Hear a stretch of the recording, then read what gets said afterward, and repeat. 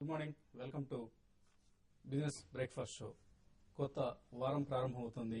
So asset classes లో ప్రస్తుతానికి equities outlook positive గా ఉంది. గోల్డ్ లో ర్యాలీ కొనసాగుతుంది. సిల్వర్ 3 దశాబ్దాల హై స్థాయిని టచ్ చేసింది. కాపర్ లో కూడా ఒక న్యూ హైని టచ్ చేసింది. సో ఓవరాల్ గా most of the asset classes are in a positive territory. Stock markets లో గమనిస్తే మిక్స్డ్ ట్రెండ్ నెలకొంది. మండే మార్నింగ్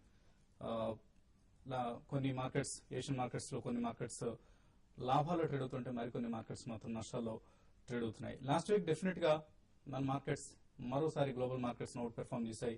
ఎస్పెషల్లీ ఇతర ఏషియన్ మార్కెట్స్ ఇతర ఏషియన్ మార్కెట్ ని తీసుకున్నా కూడా మన మార్కెట్స్ అవుట్ పెర్ఫార్మ్ చేశాయి. ఒక బులిష్ సెంటిమెంట్ నెలకొంది మార్కెట్స్ లో. స్ట్రాంగ్ మొమెంటం ర్యాలీని లాస్ట్ వీక్ గమనించాం. గురువారం కొద్దిగా బ్రేక్ పడింది అని అనిపించినప్పటికీ ఫ్రైడే తిరిగి ర్యాలీ కొనసాగింది. సెన్సెక్స్ నిఫ్టీలో ఓవరాల్ గా సుమారుగా 4.5% పైగా లాభపడ్డాయి. గత వారం మొత్తం ట్రేడింగ్ లాభాల మయంగా కొనసాగింది. లీడ్ చేసిన సెక్టర్స్ ని గమనిస్తే బ్యాంకింగ్ స్టాక్స్ లో అత్యధికంగా బ్యాంకింగ్ ఇండెక్స్ 6% లాభంతో ముగిసింది. ఐసిఐసిఐ, హెచ్డిఎఫ్సి లాంటి బ్యాంక్స్ 52 వీక్ హైస్ ని టచ్ చేస్తే state bank of India all time high స్థాయిలో క్లోజ్ అయింది. అలాగే Kotak bank, axis, HDFC bank ఇవన్నీ కూడా ర్యాలీలో చాలా చక్కగా చురుగ్గా పార్టిసిపేట్ చేశాయి. Next sector oil and gas sector 5% లాభంతో క్లోజ్ అయింది. చాలా రోజుల తర్వాత రిలయన్స్ ఇండస్ట్రీస్ ర్యాలీలో పార్టిసిపేట్ చేస్తుంది. ఆన్ సమ్ అకేషన్స్ ర్యాలీని ఈవెన్ లీడ్ చేసే స్థితిలో కూడా కనిపిస్తుంది. సో ఆయిల్ అండ్ గ్యాస్ లో యాక్షన్ మనం కంటిన్యూ అవుతుందని ఎక్స్పెక్ట్ చేయొచ్చు. అలాగే రియల్టీ స్టాక్స్, డిఎల్ఎఫ్, యూనిటెక్ ఈ సెక్టర్ లో ఇంప్రూవ్ అవుతున్న పాజిటివ్ సెంటిమెంట్ కు ఇది అర్థం పడుతోంది. డిఎల్ఎఫ్, యూనిటెక్ వంటి స్టాక్స్ లో వస్తున్న ర్యాలీ. రియల్టీ ఇండెక్స్ ఓవరాల్ గా 4.5% లాభపడింది. అయితే మొత్తం మీద యాక్షన్ అయితే large caps, front line stocks లోనే కొనసాగుతోంది ప్రస్తుతానికి. బహుశా ఇది ఈ వారంలో కొంత మిడ్ క్యాప్స్, స్మాల్ క్యాప్స్ వైపు షిఫ్ట్ అయ్యే అవకాశం కనిపిస్తుంది. ఎఫ్ఐఐలు 8,000 కోట్ల రూపాయలకు పైగా కొనుగోళ్లు సాగించారు లాస్ట్ వీక్. అలాగే డిఐఐలు అంటే డొమెస్టిక్ ఇన్స్టిట్యూషనల్ ఇన్వెస్టర్స్ అమ్మకాలు కూడా కొనసాగాయి. ఐటీ స్టాక్స్ లో ఇన్ఫోసిస్ 52 వీక్ హైని టచ్ చేసింది. టీసీఎస్ కూడా ఇదే స్థాయిలో ఉంది. అలాగే టెక్ మహీంద్రాలో యాక్షన్ పుంజుకోవడం గమనించాం మనం లాస్ట్ వీక్. ఇక ఐటీలో ప్రస్తుతం బహుశా మిడ్ క్యాప్స్ కనుక ఇది స్ప్రెడ్ అయితే geometric soft, Infotech enterprises, Rolta వంటి స్టాక్స్ కు యాక్షన్ షిఫ్ట్ అయ్యే అవకాశాలు కనిపిస్తున్నాయి. అలాగే టెలికాం, సిమెంట్ స్టాక్స్ లో కూడా లాస్ట్ వీక్ మనం షుగర్ స్టాక్స్ కూడా కొద్దిగా పుంజుకోవడం అంటే సెంటిమెంట్ ఇంప్రూవ్ అవుతోంది. ఓవరాల్ గా గ్లోబల్ గా అటు రా షుగర్, ఇటు వైట్ షుగర్ వంటి ప్రైసెస్ ఇంప్రూవ్ అవుతున్నాయన్న వార్తలతో షుగర్ సెక్టర్ కూడా పార్టిసిపేట్ చేస్తుంది ర్యాలీలో. సో ఎఫ్ఐఎల్, ఎఫ్ఎండ్ఓలో కొంత సెల్లింగ్ చేయడం గమనించాం. సో ఆర్ఐఎల్, రిలయన్స్ ఇండస్ట్రీస్ 7% కంటే ఎక్కువగా లాభపడింది. సో సెప్టెంబర్ సిరీస్ బహుశా నెక్స్ట్ వీక్ ఎండ్ అవుతుంది. సెప్టెంబర్ సిరీస్ ఈలోగా 1100 మార్క్ ని టచ్ చేస్తుందా లేదా రిలయన్స్ అన్నది కొంత సస్పెన్స్ గా ఉంది. కొంతమంది 1100 మార్క్ ను క్రాస్ చేస్తుందని అంటున్నారు. మరి కొంతమంది 1050 దగ్గర ఆఫ్ సైడ్ క్యాప్ ఉంది అని అభిప్రాయపడుతున్నారు. So let's wait and watch. అలాగే కేజీ బేసిన్ గ్యాస్ ప్రైస్ సంబంధించి కొంత పాజిటివ్ వార్తలను, పాజిటివ్ అనౌన్స్మెంట్స్ కూడా రిలయన్స్ నుంచి మార్కెట్ ఎక్స్పెక్ట్ చేస్తుంది.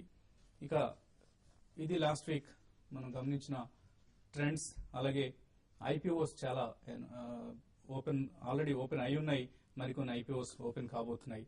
సో వీటికి సంబంధించిన సమాచారాన్ని మీకు అందించే ముందు అనలిస్ట్ కుటుంబరావు గారు అలాగే శేషు గారు సిద్ధంగా ఉన్నారు. సో కుటుంబరావు, ఎఫ్ఐలు, ఎఫ్ఎంఓలో కొంత అమ్మకాలు సాగించడం గమనించాం మనం. సో ఈ లెవెల్స్ దగ్గర మార్కెట్స్ కొంత గాబరా పడుతున్నాయని అనుకోవచ్చు. గాబరా పడుతున్నాయని అనుకోకూడదండి. బట్ ఏంటంటే అబండెంట్ కాషన్ కనిపిస్తుంది అనమాట. నేను అనుకోవటం ఎఫ్ఐఎస్ అమ్మకాలు కూడా చూస్తుంటే క్లియర్లీ ఫర్ హెడ్జింగ్ పర్పస్ అన్నట్టే కనిపిస్తుంది. ఎందుకంటే last week similarly puts aggressive buying చేయడం కూడా చూసాం.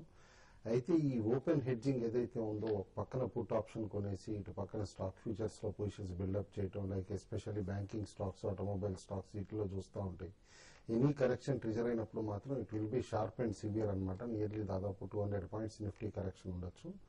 అందుకని చెప్పేసి ఈ హెడ్జింగ్ చేస్తున్నారని చెప్పేసి కూడా అనుకుంటున్నా. అదర్వైజ్ మొమెంటం మార్కెట్ ఫేవర్ లో ఉంది.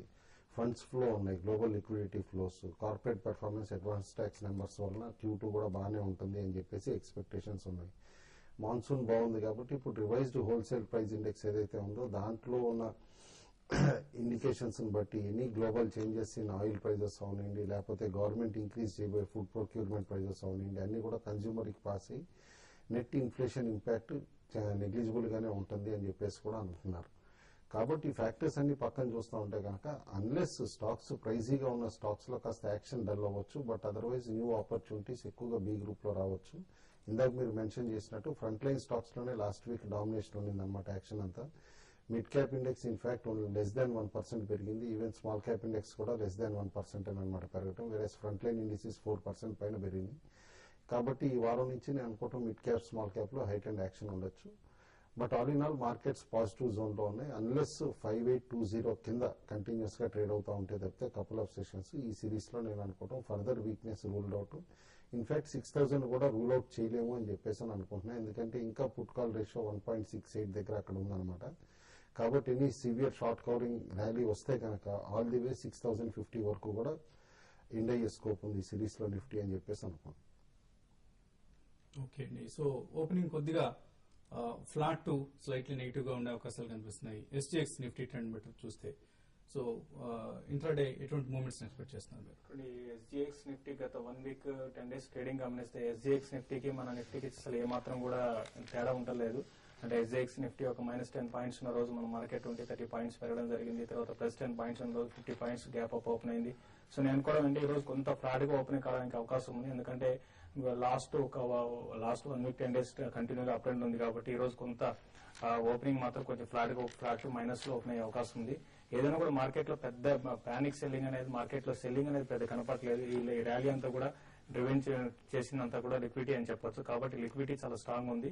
అయితే లాస్ట్ వీక్ కొంత ఎఫ్ఐస్ కొంత కాషియస్ ట్రెండ్ అని చూసాము. అంటే హెడ్జింగ్ తీసుకోవడం, పుట్టు బై చేయడం, తర్వాత స్టాక్ ఫీచర్స్ అమ్మడం, ఈ విధంగా హెడ్జింగ్ చేస్తున్నారు. కాబట్టి మార్కెట్ లో ఈ లెవెల్స్ లో ఒక లాంగ్ పొజిషన్స్ ఫ్రెష్ తీసుకునే వాళ్ళు మాత్రం కొంచెం కాషియస్ ఉండాలి. ఏదైనా కూడా ఈ రోజు డే అంతా కూడా మార్కెట్ కన్సాలిడేట్ ఫేజ్ లో ఉండే అవకాశం ఉంది. ఈ వారం మార్కెట్ గత ఒక 10 డేస్ లో చూస్తే 450, 450, 500 పాయింట్స్ దాకా నిఫ్టీ పెరిగింది. కాబట్టి ఇంత ఫాస్ట్ గా తక్కువ టైంలో పెరిగింది కాబట్టి ఇక్కడ కన్సాలిడేట్ అయ్యే అవకాశం ఉంది. కాబట్టి నిఫ్టీలో పెద్ద అప్ ట్రెండ్ అనేది ఉండకపోవచ్చు. At the same time money అనేది రొటేషన్ పద్ధతిలో కొత్త సెక్టర్ ఎమర్జీ కావచ్చు. లైక్ షుగర్ ఒకటి లాస్ట్ వీక్ చాలా అప్ ట్రెండ్ ఉంది. అది కూడా డిక్లైన్స్ లో షుగర్ స్టాక్స్ ని బై చేయొచ్చు. ఈ విధంగా ఫార్మా స్టాక్స్ కూడా లాస్ట్ వీక్ చూస్తే లాస్ట్ ఫ్రైడే ట్రేడింగ్ లో ఫార్మా స్టాక్స్ లో కూడా మంచి బయింగ్ కనపడింది. ఏవైతే ఇన్ని రోజులు మా మార్కెట్ ర్యాలీలో పార్టిసిపేట్ చేయని సిప్లా లాంటి స్టాక్స్ కూడా బై చేసుకోవచ్చు. ఈ విధంగా కొన్ని స్టాక్స్ స్పెసిఫిక్ మాత్రం అప్ అండ్ కొనసాగుతుంది. కొన్ని స్టాక్స్ అయితే బాగా రీసెంట్ గా పెరగడం జరిగింది కాబట్టి వాటిలో కొంచెం profit booking like banking stocks లో ఈ రోజు కొంత ప్రాఫిట్ బుకింగ్ వచ్చే అవకాశం ఉంది. ఏదైనా కూడా ఓవరాల్ గా ట్రెండ్ గమనిస్తే మాత్రం ఈ రోజు కొంచెం ఫ్లాట్ గా కన్సాలిడేట్ అయ్యి కొంత మిడ్ క్యాప్ లో కూడా బయింగ్ న్యూస్ బేస్డ్ ఉండే మిడ్ క్యాప్ లో బయింగ్ రావడానికి అవకాశం ఉంది. ఓకే అండి. అలాగే ఐపీఓస్ దాకా అనుకున్నాం మనం. ప్రస్తుతం Eros International Media, Microsec Finance, Career Point IPO market లో ఆల్రెడీ ఓపెన్ అయి ఉన్నాయి. ఇందులో కెరీర్ పాయింట్ ఇవాళ క్లోజ్ అవుతుంది. ఈరోస్ ఇంటర్నేషనల్ అండ్ మైక్రోసెక్ రేపు క్లోజ్ అవుతాయి. సో ఈరోస్ ఇన్వెస్ట్మెంట్ కు అనుకూలంగా ఉంది అని మనం లాస్ట్ ఫ్రైడే రికమెండ్ చేసాం. అలాగే కెరీర్ పాయింట్ రిస్క్ తీసుకోగలిగే అనుకూలంగా ఉంది. మైక్రోసెక్ మాత్రం అవాయిడ్ చేయండి. అలాగే రేపటి నుంచి Ramky infra, orient green power ఈ 2 ఇష్యూస్ ఓపెన్ అవుతున్నాయి. ఇందులో ఓరియంట్ గ్రీన్ పవర్ ని క్లియర్ గా అవాయిడ్ చేయొచ్చు. రామ్కీ ఇన్ఫ్రా మాత్రం కనీసం 1 year వెయిట్ చేసే ఉద్దేశం ఉంటే అప్లై చేయొచ్చు.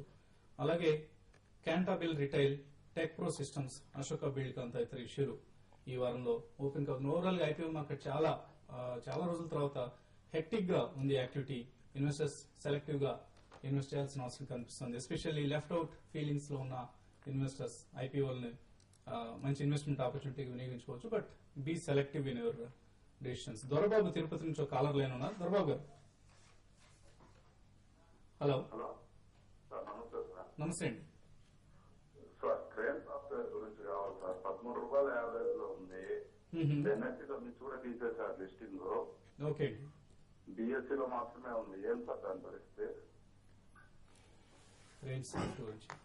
కంప్లైంట్స్ ఇష్యూస్ కన్సర్న్స్ వచ్చి ఎన్ఎస్సీ సస్పెండ్ చేసిందండి. ఇన్ఫాక్ట్ బీఎస్సీలో కూడా నేను అనుకోవటం ఈ మంత్ ఎండ్ కానీ నెక్స్ట్ మంత్ ఫస్ట్ వీక్ లో కానీ సస్పెండ్ అవుతుంది అనమాట. ఎందుకంటే ఆల్రెడీ 2 notices ఇష్యూ అయినాయి. ప్రిఫరబ్లీ అవాయిడ్ చేసేయండి యాజ్ ఆఫ్ నౌ మాత్రం. ఎందుకంటే కంప్లైంట్స్ ఇష్యూ ఎన్ఎస్సీ సస్పెండ్ చేసిన తర్వాత కూడా కంపెనీ ఇంతవరకు సార్ట్అవుట్ చేయలేదు. ఇన్ని 2-3 weeks అయింది ఆల్రెడీ.